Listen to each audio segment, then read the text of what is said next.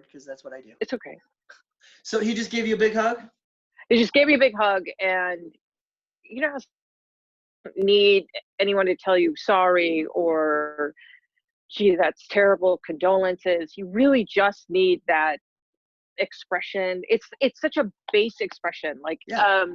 I remember watching, because I follow a lot of like zoo type, or excuse me, animal sanctuary stuff on Instagram, and there was a reunion between two chimpanzees, and they just hugged, and it's such a primal thing and a source of safety and comfort, and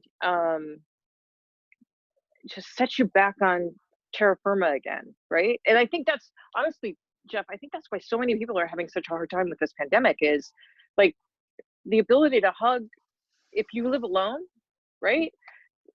I'm hugging my dog. She's a Velcro Vizsla, and she's like, get the frick away from me. And I'm like, oh yeah, I need love, you know? So yeah, I mean, I love Brad. I absolutely love him. I think he's smart. I think he's funny. I think he's knowledgeable. I think he's incredibly receptive to feedback. Like, he will, if you have an issue, bring it up to him, and you can direct him at any tone you want, level-headed or you know, and he takes it in, he considers it, and changes get made, and it's awesome. It's really awesome. Yeah, I genuinely adore him. I think he's amazing. So do I. And that's, Yeah. so within 5 minutes, not even 5 full minutes of talking to him, it was, okay, so that's why he kept popping into my head. And it was a reminder to value my voice and my intuition, because, you know, a lot of times I say to people, yeah, I'm a human unicorn. I really am. Like, I'm not, if I'm ever trying to be anything else than that, it's going down in flames. It's not even close. And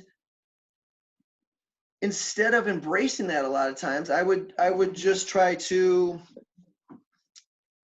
minimize it or take the edges off, because I'm a lot for some people, because I am optimistic as hell, but not but that's all by choice. And I think that's why it comes through so much, because my natural state is anxiety, depression, suicidal. Like, there's a reason I still go to AA meetings. Like, because I'm not fixed. I am not cured by any stretch.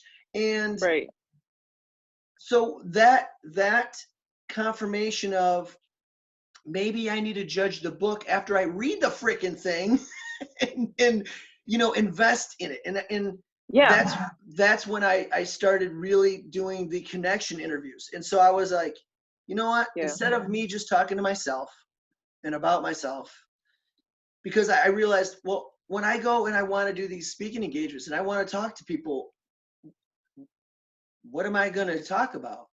And for the most part, I like talking about adding value to people's lives and perspective. And I went, oh, but I also get super excited because I want people to meet the people I've met, because I've met such amazing people.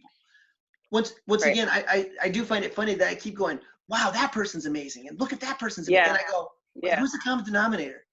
For most of it's me. And I went, oh, I guess I attract people that, and so that was like, you know what, I'm going to just offer it and see if people want to do these videos. And my big thing is, I usually start them by saying how much you've impacted me in so many different ways. I actually just reread a post from, I think it was 2 or 3 years ago, 2 years maybe. And I was helping when we went shooting, and Jason posted this wonderful picture of me helping Brooke shoot when we were shooting guns. And, but it was really such a wonderfully written, so nice. I started crying again. I was like, God, so nice. And then your response of just, you have always been So you've always made it necessary for me to know how you feel towards me. And that and you've taken it as a responsibility to be like, I need you to know how much I care about you. I needed you to know how important you are. I need you to know how loved you are. And I've always been very grateful for that and very touched by that and honored by the amount of energy you've given to me freely. And so it's because I'm pretty confident that you knew whether or not you were going to the games or not going to the games, I still loved you regardless. And it Yes, really, and so, 100%. and I think because that's my natural, that's my why, that's why I Right, coach. That, right. that understanding between you and I, that connection, shocking. And so I, that's that's what I grieved the loss of being a gym owner and being a coach full time because Hmm. I was spoiled. And most of the time I was aware of the fact I was spoiled, which meant I wasn't a spoiled brat about it. Right. And so, when you're grateful for what you have at the time you have it, you're usually nice and thankful. And, you're not like, it's all mine. You can't have any. Um, Right, and right. so I wanted to share, I wanted to, if people see this, if they don't see it, once again, a lot of it I know is Jacob comes on and checks out my videos like every once in a while, and he'll go, oh, that video has more likes and stuff or more views. And I'm like, I love that because a 13-year-old, almost 14-year-old boy connecting with his dad is, Yeah, it's, I'll take what I can get because, right. and then Allison is straight up almost 11 and a half going on, why are you in the house with me? I'm like, it's my house. Like, I don't know why you're with me right now, but whatever. And the fact that you allowed yourself to be you, the good, the bad, the disappointed, the excited, and I felt pretty authentic. Like I'm authentic, and I think that's one of the things that you really did value about me, and that's one of the things also that I felt because you're kind of an intimidating personality. If you meet you if in a mood. Now I didn't meet you in a mood. I met you in an apprehension mood of, well, let's see if they're going to be nice to me. Let's see if these people aren't going to treat me like crap. Let's see if I'm going to Yeah, give all my energy, time, money, and equipment and then be treated like crap. And yeah, so you didn't come in going, hey, I'm super free and easy. You were yeah. like, you better prove Guarded. it to me. And Yeah, I never felt like I had to prove it to you because I just thoroughly enjoyed you and liked you, sass especially and all. yeah. And so, It's so funny too, Jeff, because like of anybody in that gym, I think I felt most comfortable around you, which is how ironic, right? Like you were the person I always looked forward to seeing there, because no matter what kind of shit mood I was in, you couldn't be in a shit mood around you. It was impossible, right? You were just like, even if you were having a shit day, no one ever knew it. No one ever knew it, which I loved. And yeah, you were a lot, but thank fucking God for that, right? Like seriously. And there's that saying that I love that is, you will be too much for some people, and those aren't your people. And I love the reason that I, in particular, love that saying is that when I'm too much for some people, they exit and I'm left with the people that I'm not too much for. And those are my peeps. That's my crew. yes. So, you never abandoned me. You never left me. You were always there. Always. You were in my corner. I was telling Brad, he said, yeah, Jeff Pilon is coming up, um, to talk like the very first time. Yeah. And he's like, what do you think of him? And I'm like, oh my God, he's like one of my all-time favorite people on the face of the planet. I said, he's the biggest cheerleader you will ever meet. And I said, you could go for a lightweight and completely boff it, right? And just like a shit show on the floor.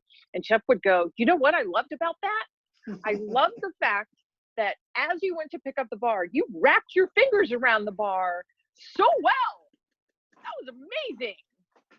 And you weren't allowed to feel bad about failure, because in your eyes, it was never failure. Anytime that you went up to anything hard, and CrossFit is fucking hard. Weightlifting is fucking hard. It's hard. It's intimidating. Yep. You know, there's a reason why all of these women are joining CrossFit now, because there's that feeling of empowerment that we've never had, because weights were never put in our hands. We're supposed to be delicate little fucking yoga flowers, you know? And which most people can't so do yoga anyway. Just so right. I mean, you know, and I'm not by yoga's badass. I love yoga. I know what you mean though. But it's this you know, don't be masculine, don't be strong, don't be a lady, right? Don't swear, don't this I've lived my entire life censored by a culture that does not value women at all. We're not valued for our opinions, we're not valued for our strength, we're not valued for our multitasking skills, we're just not valued the same way that men are. And what I loved about encountering you and having you there was that you valued all of the women. You valued us. And it was always abundantly clear to me that you valued us. You valued our heart, our soul, our mind, and our ability to adapt and learn, and try hard things and break through our fear, because our fear sometimes was 45 years old, you know? It had been 45 years in the making. And here we are, my very first day at CrossFit. You're like, oh, you don't have a muscle up? Get your ass on top of the bar. You know, drop down, try. And that was revelatory for me. That was honestly like a life-changing moment. To this day, my favorite moment was Brooke and I in that competition where we had those 45 muscle ups. So and I'd done 2 in my life prior to that. And you were under, like, in my face, not letting me get too far deep in my brain. And just everyone was cause for celebration and a miracle. And, you know, like, yeah, okay, next one, you know, and it was each one was a fresh start. There was no pressure. It was just a celebration of the individual movement in the moment. And, you know, I could not have done that WOD without you. You were there with me from the beginning to the very end. And it's to this day, my favorite CrossFit moment, really. That's by far one of my favorite coaching moments of all time. Like of all time, because yeah, I was freaking out. I was trying to remain calm, and I was not calm every single one. And I'm like, okay, yeah, wait, are we celebrating? Okay. And yeah, and it was, I think, and I'm so grateful that you recognize, because that's where I came from. I came from, I mean, mine was more self-induced with lack of, you know, positive thought and lack of, you know, oh, I can do whatever I want, and belief and stuff like that. But that's what I've spent my life overcoming were those negative thoughts. And it's bad enough when they're like self-imposed, but yeah, like, you know, I sit there and I'm thinking, you know, women in general it's not, let's be honest, like, come on. It's an uphill battle. Everything's an uphill battle to be taken seriously, to have our time at the table, you know, like I'm continually finding myself taking a step back and shocked that I get mansplained to still about stuff that I am a subject matter expert at. Right? Like seriously? You know? Dude. You know, or treated like I'm someone's secretary. Go fetch this, right? Give me the answer. Your finger's broken, you can't Google. I know. What? Right? Like, oh no, you didn't. And then when I push back, they don't know what to do with it, because they're so used to rolling over women. Yeah. See, It's insane. it is, which of course I think having Allison helped, but also having when I was in rehab and having so many foster sisters gave me a better perspective of, we had separated groups, and so guys would talk about guy stuff, and yeah, some of our stuff was on the being taken advantage side of, but for most part, it was the aggressor side. And then, I would hear girls talk, not necessarily in those groups, but hear girls talk about, and I went, oh, I'm so sorry. Because for the most part, nobody had to explain to me as a teenager, I have to walk to the car with the keys through my fingers just in case. Now, moralistic, is that good that they're taught that? Yes. Is it good that that's a reality? No. It's absolutely insane. It's a reality. Like, but it's like, oh, and I think watching you, because you had compartmentalized, yes, there's parts that I'm awesome at.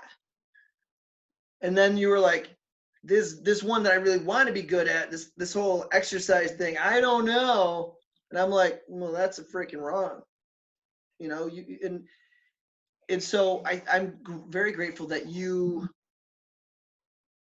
were humble enough, but also emotionally available enough to be led there, because recent circumstances have proven, even if people have say that they want to be led somewhere, doesn't necessarily they want to be led there, because it is hard. It is confronting yourself once to see if you can do something is awesome. But going after a goal that you really want means you might have to do that there's no end date. There will be an end date, but you're not going to know it.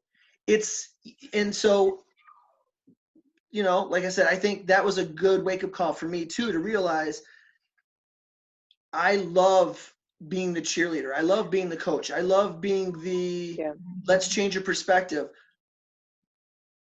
But I can't make them want to have their perspective changed. I can't make them want it more than they want it for themselves. And, that's why I didn't mind necessarily working with elite athletes, because it's already there. Like, that's why it's nice that people come to CrossFit, because they're realizing, yeah, this is hard. Wait, am I going to do this again tomorrow? What? Okay. And so I ended up working, I reached out and I went and I started coaching for U of M weightlifting. So I was helping out there, and I still am coaching, currently finishing up with two girls for their first year, but which was amazing. And it's, once again, it's a whole different thing, because you have college kids who are from some of them had done CrossFit, but a lot of them were chemical engineers. And I'm like, and one of them literally asked me, we're trying to work out, and he's like, so what angle is that? And I went, vertical. Like, but my shoulders are in front of the bar. I went, oh, I am not getting in this degrees of angle for you. Yeah. He's like, yeah, that's a little too much, isn't it? I went, yeah. Yeah. I did math for one class in college, and that was like way long ago. Right. Plus, is there a perfect angle? I mean, no, it's everybody's body's different. Because, yeah, exactly. So, yeah, the perfect angle is the one that works. So I'm like, and one that you can repeat. And what? Over and there over we again. go. Yeah. So, yeah, I think that's the main reason why I wanted to do this connection thing, is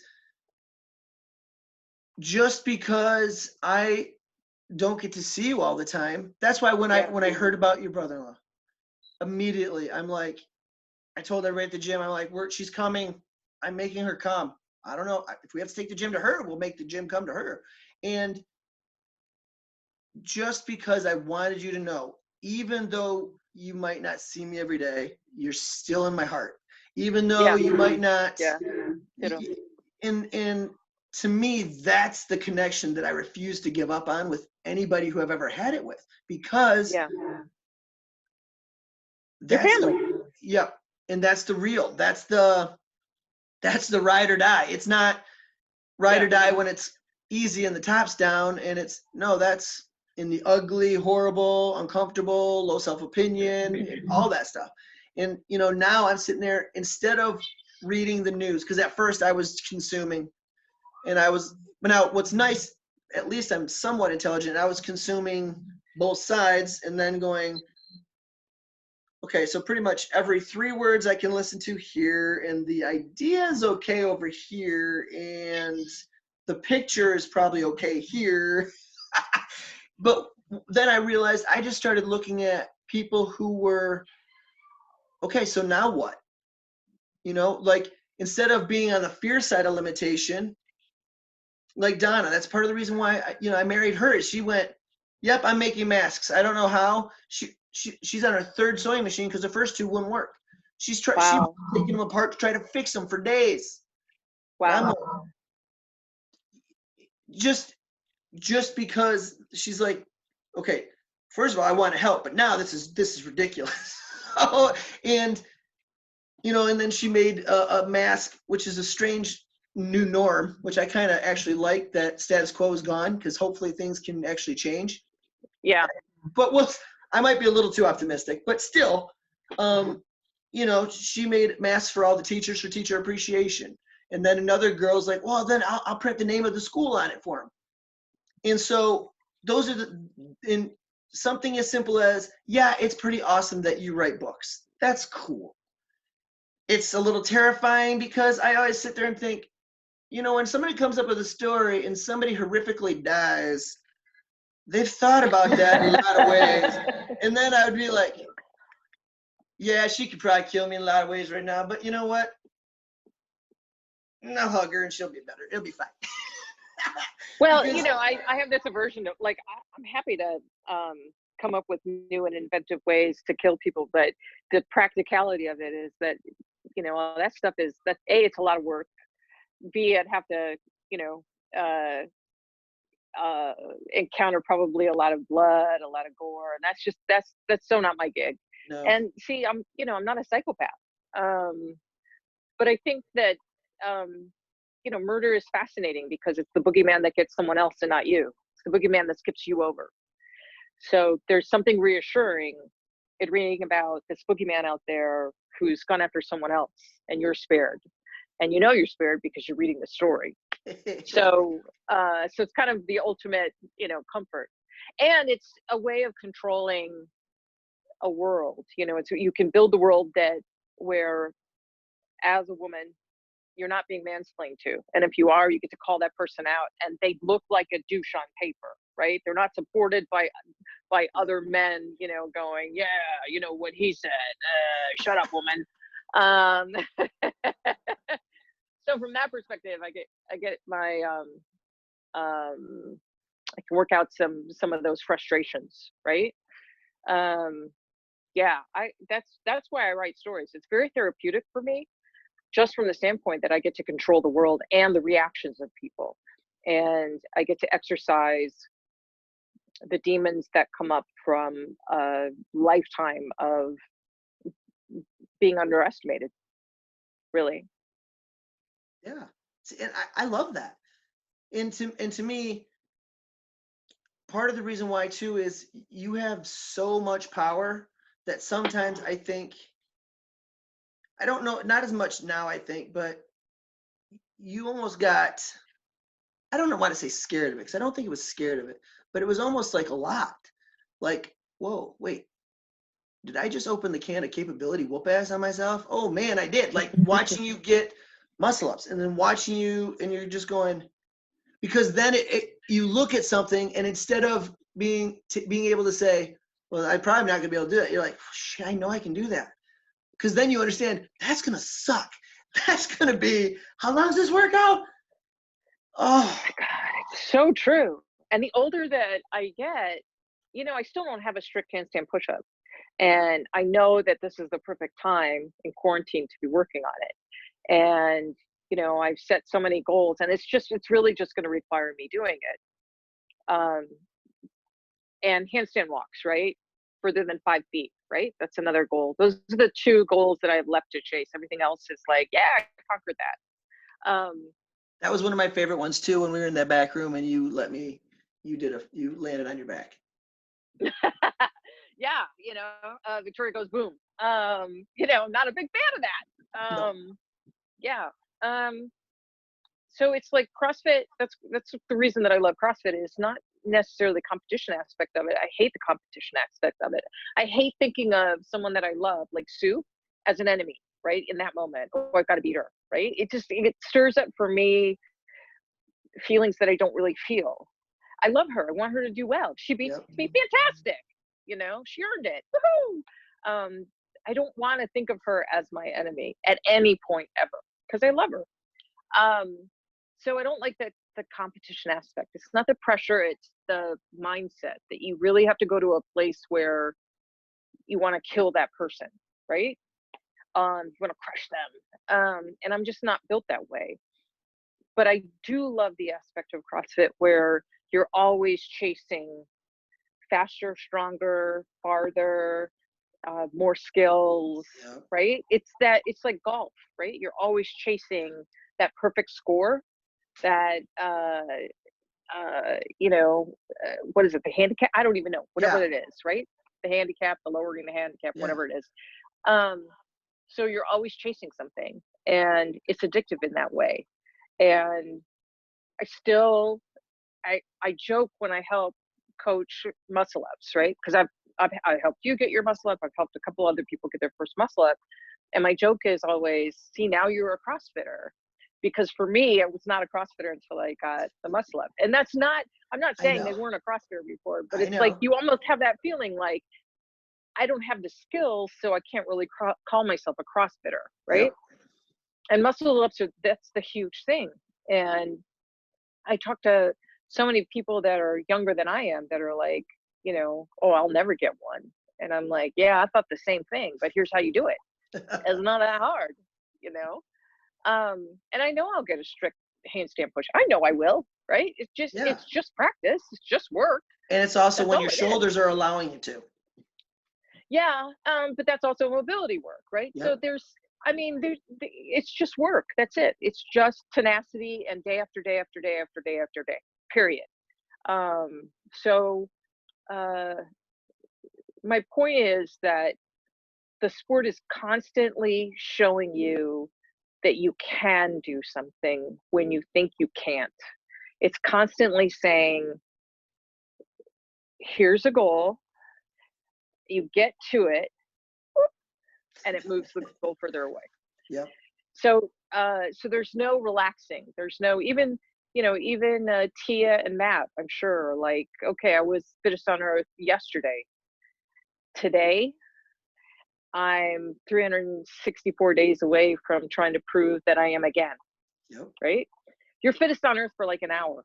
That's it. Yep. So that's what I love about it. That's what I love about it. Well, and I think, and that's kind of how I now am approaching, because that's when I started really focusing on mindset stuff. That's the only thing that really makes me a good coach, is because you could be in the gym, even if you're in the gym 30 hours in a week. Mm-hmm. We're looking at probably, yeah, like 30 hours a week. That's crazy. There's still 138 hours or whatever it is. And most of those people don't sleep that much. Right. So what are you doing? You're thinking. It's Right. the whole, tenacity. It is, and I remember the idea of trying to stay sober at 17, thinking I have to stay sober the rest of my life. Yeah. And Right. instead of, oh man, I get to try to stay sober today. That's it. And then be like, okay, tomorrow comes, what do we got? Right. So it's a That's, mountain versus a step on the mountain, right? yep. It's the path in front of you leads straight uphill. It leads straight uphill. And all you all you do, you can either get stuck on that path looking at the summit going, God damn it, or you can look down at the ground and go, all I got to do is pick my fucking foot up and take a step. That's it. And then, yep. And then be like, oh, I'm farther up than I was. Bingo. Yeah. Yeah. And so I think that's part of the reason why, like, I started doing these and just, you know, I've got, I think like you're number 14 or 15 people I've interviewed, and I got Brad and it's in, I'm going to get Faith. And one of the things too that made me happy that when I met Brad that you were there is because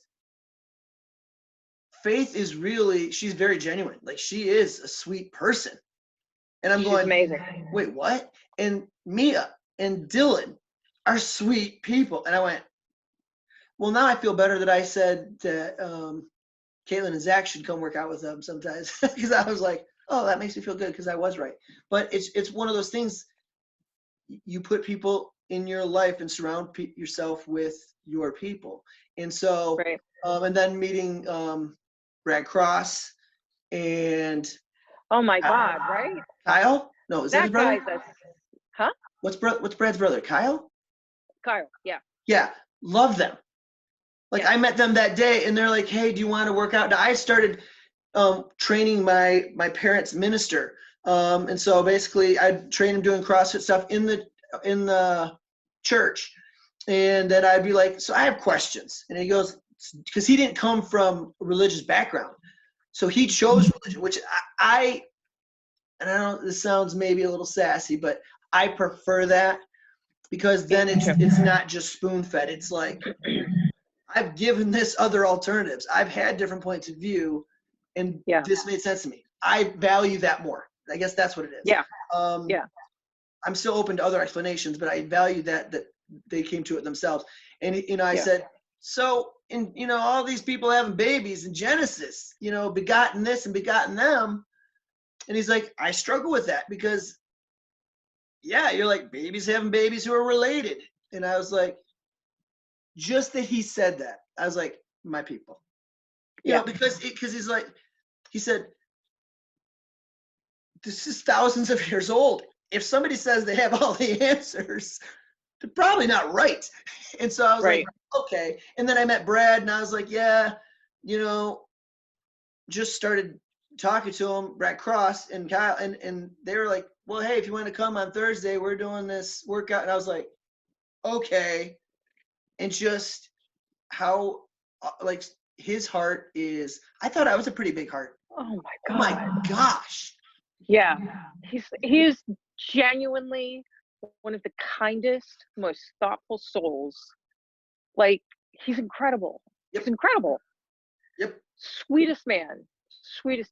Yeah. And I love Kyle because Kyle is so intimidating, right? Like, he just starts lifting weights and you're like, okay, you're doing that with one arm. That's my deadlift, you know, like one arm snatch, boom, you know, that's my freaking deadlift.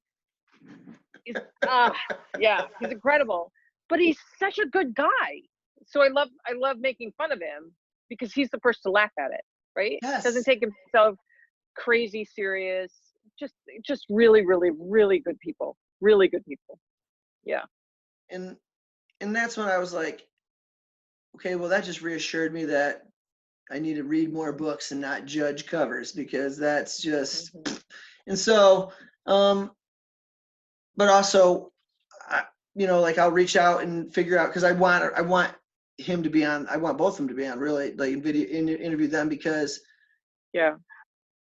when, you know, a lot of times when I say impactful, I've been trying to change instead of amazing, because as soon as you say amazing, most of the people I'm friends with just go, oh, and I'm, you know, it's like all these, you know, people, doctors and nurses and all those people who are getting told they're heroes, that causes its own emotional, because they're trying to figure out, they're grappling with, really, because I still yelled at my son, or I'm, you know, not even at home because I'm staying at a hotel, and, you know, and all this. Right.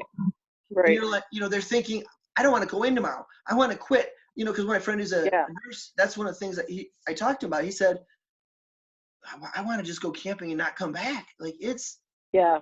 and he Because they're said, I'm not, losing patience. yes. He's like, there's, So they don't feel like heroes when when you've sat with 5 patients who are gasping for air and they all code, you know, yeah, their that's, job is to save people, and this disease is stronger than medicine right now, yeah. it's bad.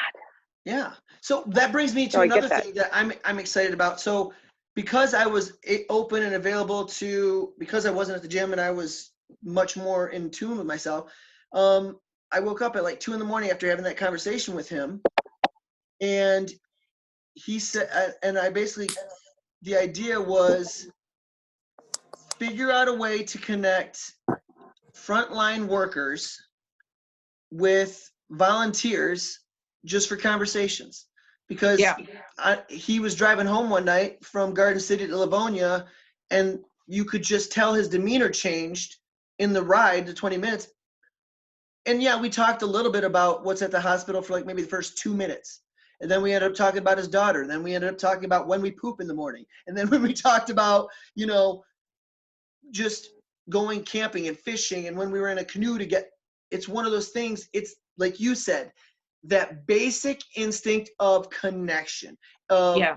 safety. And so one of the things, because to be successful with anything, scope of expertise, and I was like, okay, and I've talked to people, and I'm like, I'm gonna base it on a lot like AA, in that if people want to just reach out, they're going to reach out. You can just, text somebody, you can call somebody. If they want a video chat, you can video chat. You can use your name, not use your name, whatever it is. It's not people who are trained. It's, because I sit there and I was talking to a lot of other friends who all they want to do is help. They can't financially help, but they, Right. they're like, I want to do something.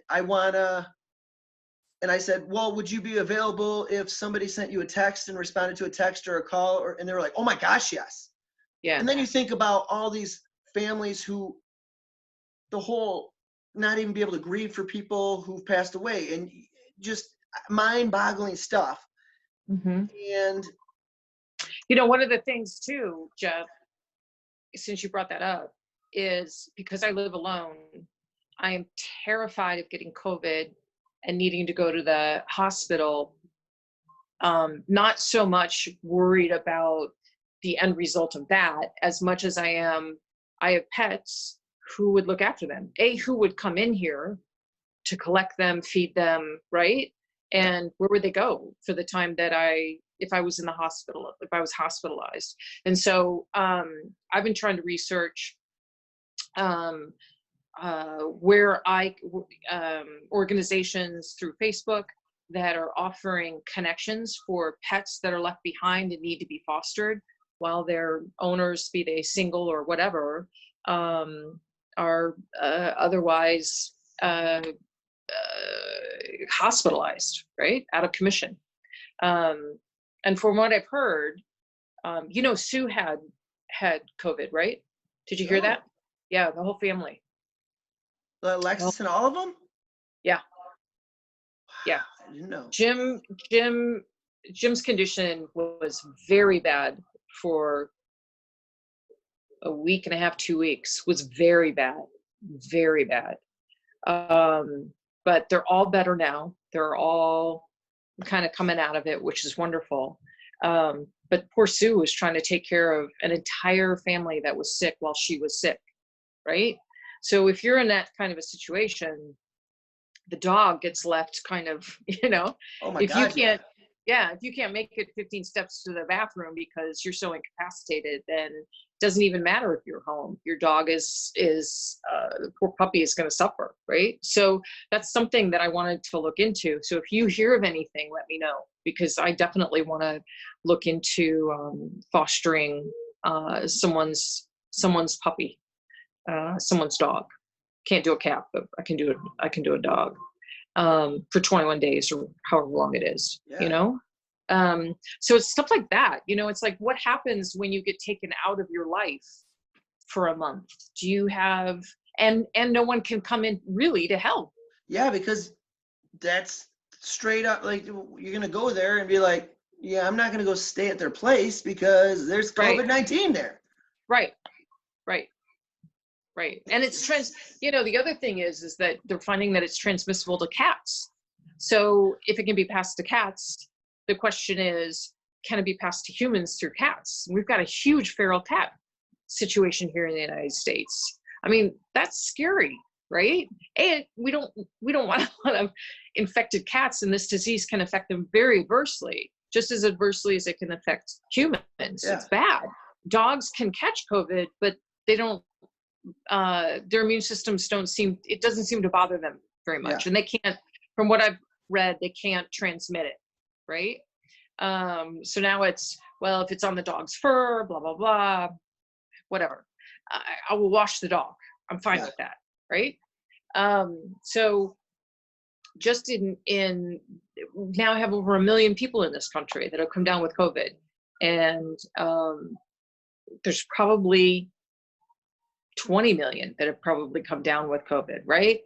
Exponentially. Yep. Just haven't been sick enough to get the tests.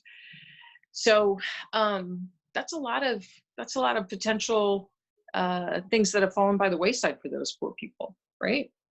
Yeah. See, So I had never even thought of that. Yeah. Yeah, because as soon as you said that, I went, yeah, you can't just go inside like, oh, I'm going to go room at your house. No. Right. Holy Lord. Right. So who goes in to rescue the dogs and the cats and all of that? I mean, that's my big work. Like my sister, why isn't this Jeff? Yeah. Oh, there you are. Sorry. That's fine. Went black for a minute. My sister's in Boston. How would she get here to, no. So that's my biggest fear. Is that's why I'm extra careful. That's why if the box opens back up, I'm not going back until we have a vaccine, because if I get sick, my puppy and my bird, where will they go? That's a great question. I'm going to reach out to fix, because one of my friends I reached out to try to help me figure out a vehicle for this connection thing is she started a group called Flag, and there's like 23,000 followers. They get donations. They go to local restaurants, get meals for hospitals. So that's what Bradley Cross has been doing, right? He's Yep. been raising money and doing something, if not identical, then very, very similar. Yeah.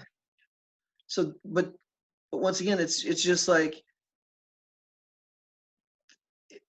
this should, and it was what I like is for most people, it's had them question, okay, so important things. What are important things? And then let's understand how we really affect each other. And like, yes, I understand, like there's still a long way to go. Oh my Lord. But my father-in-law had COVID-19, and when he left, so he left here, went back to England. He left on the 10th, and by the 17th he was down. He was, oh my God. So how is he? Oh, he's fine now. But he was going to go to the hospital once or twice, but they kind of said, I know you can't get out of bed and everything, but you don't want to come here. Right. And like my mother-in-law was sick while she was here a little bit, but because she's on she's on a steroid for her asthma, because she has real bad asthma. I'm like, okay, we might have been exposed to it, because that's and then I had a cough for 3 weeks with runny nose and sore throat, but I never had a fever, so I was like, well, maybe not, maybe I'm fine, who knows. But it hopefully brings the all those questions and that connectivity of, when a bat has something going on in Wuhan, China, if that's where you want to sit, it's going to affect everybody in the United States. That's the reality. People wanted to be insular and nope, this is just my thing, and the run on toilet paper. Oh, like first world issues. People weren't even understanding that so obviously not a lot of them had gone bathroom outside, but a lot of them don't understand.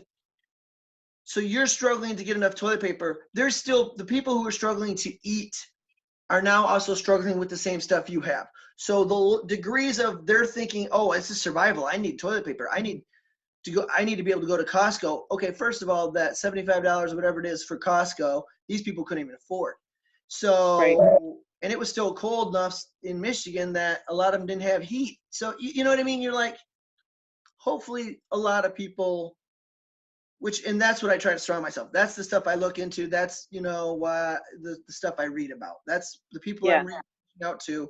I don't really care about politics. That's why I like Fauci, because that dude's straight up just like, listen, I don't care. This is messed up. Let's try to fix it. Let's prevent another one from happening. Yeah. And he's, they're all trying. It's funny because he wants to say, of course, dude's a doofus. He keeps saying stuff I'm telling him not to say. Yeah. But he's also, like one time when he said, it doesn't really matter. Nobody was prepared. The world was not prepared. That's why it's called novel and not remember the day coronavirus. It's the novel one. It's a new and so there is hope for humanity. And that's where I'm trying to just add a little bit more to this YouTube channel, is just so that when I go and do speaking engagements and tell people, listen,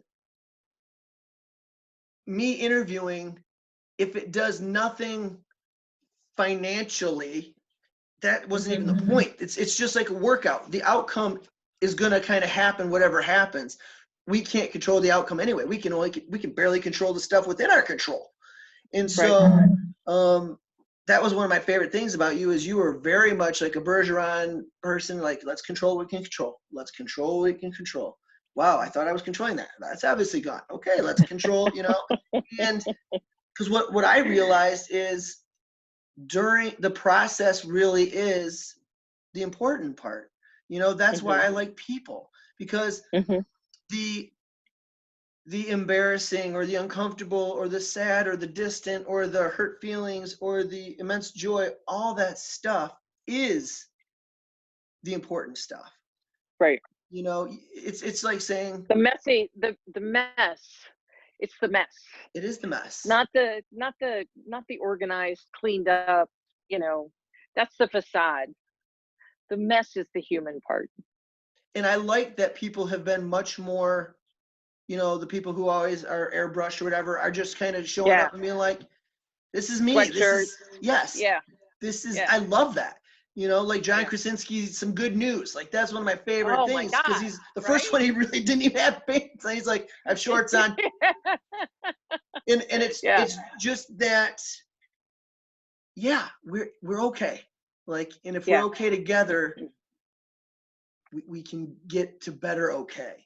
So I appreciate you taking your time to spend with me and doing this. And like I said, I think it's so weird because I don't have an agenda, and that's what I like, because I don't have an agenda when I meet somebody, because I have preconceived ideas, and that's going to basically, I'm just setting us up for disappointment. Right. And so for me to start just by saying, how much I appreciate you, and that even when you're in this next week, when you're working on your handstand push-ups, because now you've told on yourself, is that I've told everybody. That's good. Like, this is the thing. I gotta do it. I gotta every day. I gotta try. I gotta do progressions, and I've gotta get upside down. And I've never been comfortable getting upside down. You have not liked it, no, ma'am. Yeah. You like spinning around up on a bar. You like that shit out of that, and then on rings you like that favorite. too. Yeah. I know. That's my favorite. Yeah. But yeah, you are not the biggest fan of upside down. No. Victoria goes boom. Yeah. So, not my favorite. Well, I'm gonna continue to bother you about that and check in on you about that, because like I said, I love that journey. I love that journey. Yeah, I kind of think that if I have someone who holds me accountable, like I did a reading for Donna Bruce. Do you know who Donna Bruce is? She's in the 60 to 64, no, 60 plus category. So she placed third in the AGQ qualifier. She's awesome and amazing. And we struck up a friendship over Instagram. And I have dialed in and helped her with her FaceTime with her and helped her with her muscle ups Nice. because I can't resist, right? And she's an awesome, awesome, awesome human being.